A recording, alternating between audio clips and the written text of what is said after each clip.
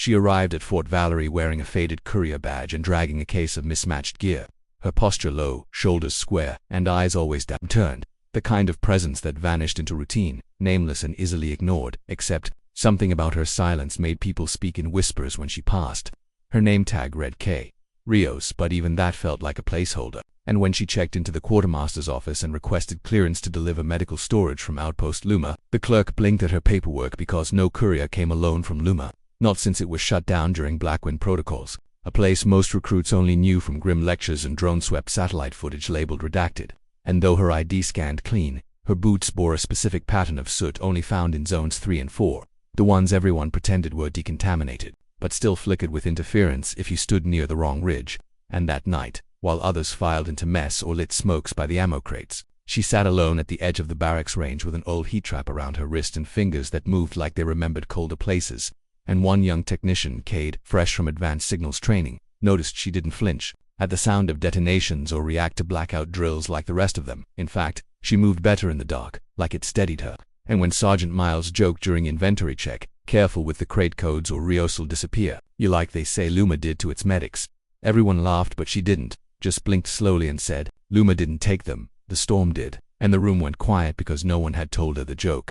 No one had said anything out loud about what happened at Luma. Only those who'd buried the records even knew there were medics to begin with. And yet, Rios had said it like she'd heard the screams herself, like she still remembered which room caved first, and when she was summoned unexpectedly to the operations center the next day. No one could figure out why a civilian-grade courier with no listed active deployments would be asked to brief Colonel Dane himself, a man known for his cold efficiency and refusal to entertain protocol glitches. But when she entered, Dane's expression changed, not to suspicion, but something resembling grief, because the moment she stepped into the retinal scanner zone, the backup system activated, and a biometric beacon coded Halcyon E6 began to flash on the overhead panel, a designation wiped from the system in 2013 following the Halcyon Ridge collapse and presumed loss of Extraction Unit E6, whose medvault codes were sealed after all 19 personnel were declared unrecoverable.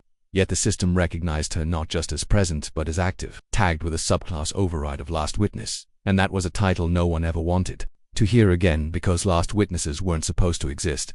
They were the contingency for when leadership knew a mission would go dark but still sent someone to remember how it ended. And Rios hadn't been listed on the manifest for E6, not in any form, and yet the DNA flag matched her marrow. The vitals confirmed partial neuroscar implant registration consistent with Halcyon post-trauma sync systems. And the Colonel's voice cracked when he asked her directly, "How the hell are you still alive?" To which she replied only, "Because they made sure I was," and he sank into his chair like a man remembering too late that silence is never the absence of noise. It's the archive of screams too heavy to repeat. And Rios didn't cry, didn't shake, she just stood there like her bones still bore the weight of the mountain that buried them all. And over the next 2 days, security footage showed her visiting the rifle range only once, but she never fired a shot.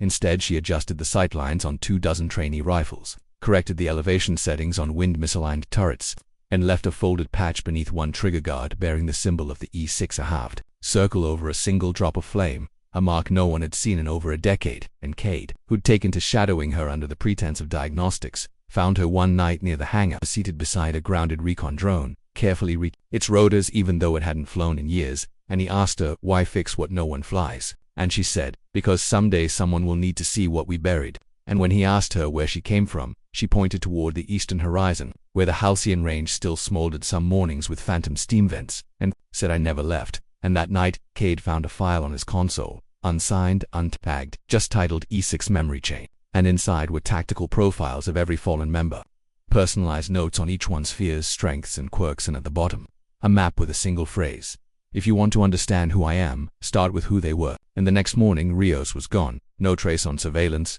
her bunk folded military tight, only her ID badge left behind, snapped in two and resting beside a field note that read, "They didn't need medals, they needed time, and I'm giving them mine."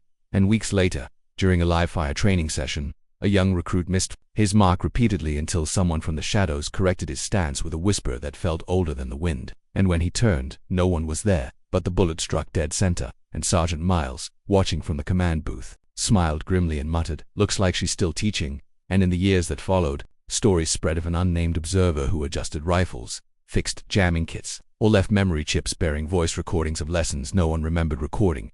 And the base's memorial wall, long neglected, was one day found scrubbed clean, polished with precision, and at its base, Someone had etched into stone a phrase that hadn't appeared in any database. Last witness, not for glory, for them.